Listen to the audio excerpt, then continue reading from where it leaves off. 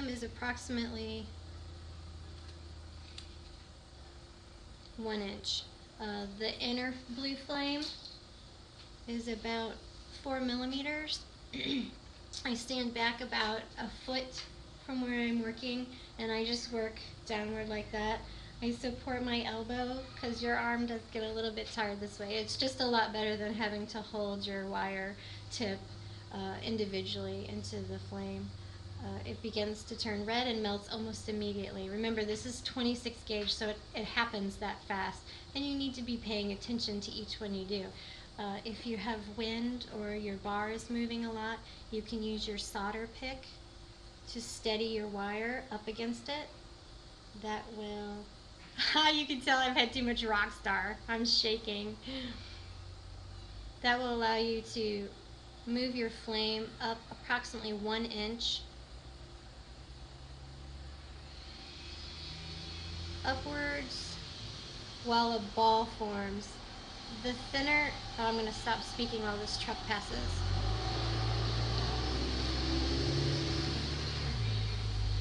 The thinner, what's that?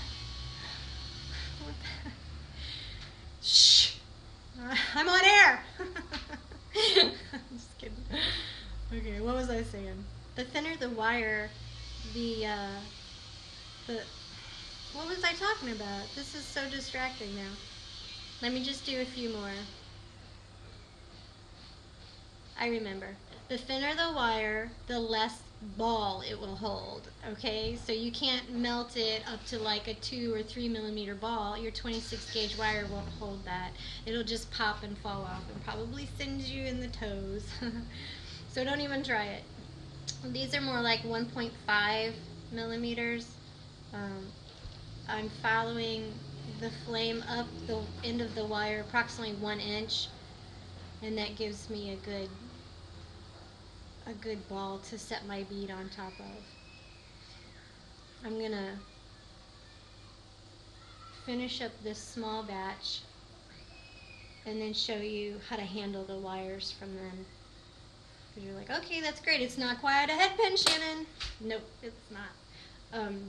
Oftentimes I will have this thing packed of different gauges, and I'll be adjusting my flame from a low bushy flame for the thinner head pins to an intense flame for like the 18 gauge droplet fringes.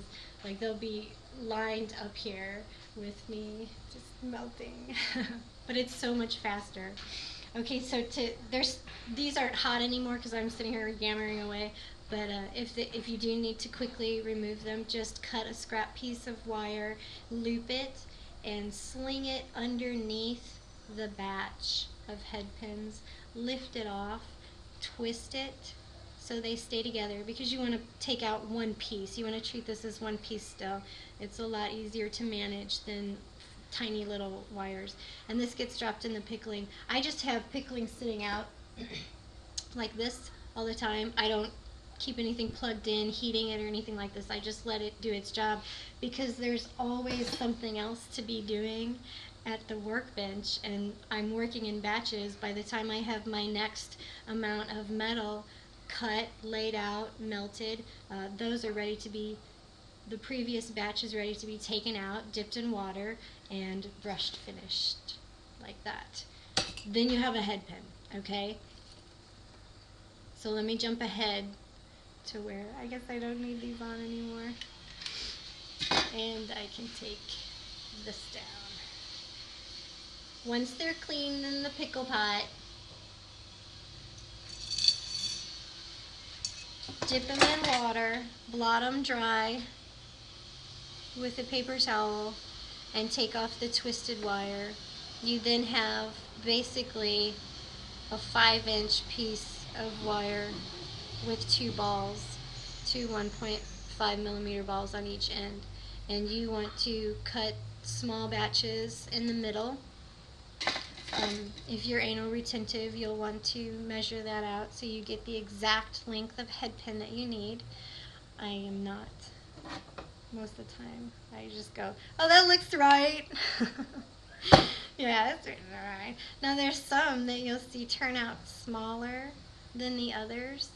Um, that's because the wire that was wound around your hand isn't, it's not a perfect measurement every time.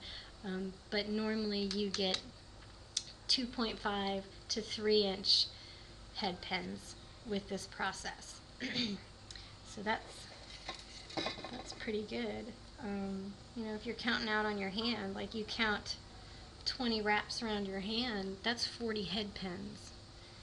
Okay, that's a lot of that's a lot of head pins. That's like 20 pairs of earrings.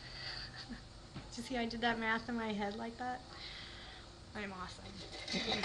Okay, once they're out of the pickle pot and rinsed in water, you just take your brass brush and brush them up against your fingertip like that. I have a really tough fingertip, so I can withstand the pain. This is steel. It doesn't matter, brass or steel. It's just like what my grandpa had, and I use it. But they sell brass, so if you're like outfitting yourself, go get a brass one. Less rust to deal with. I don't like the finish on the bronze as they are, and I can't tumble these. These are too fine to tumble. They'll just get into a big wadded, tangled mess in the tumbler. So these would only suit certain people's needs, I think. I just don't see this color in metal very often in jewelry components, and I don't know if antiquing them actually helped. Like, to be able to individually polish a head pin for an exact finish is pretty difficult when you're working with 26 gauge. So this is like the best I could do for bronze, but my copper is just amazing. Like, it melts really easily.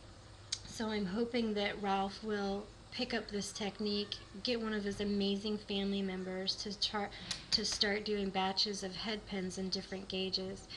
Because I tell you, it's so exciting once you have this batch. This batch is done. Like, this is often an obstacle in completing a collection for an actual store. Like, oh, I'm out of head pins, and then your other supplies sit there, and like, to just have this setup that's easy to assemble, easy to disassemble.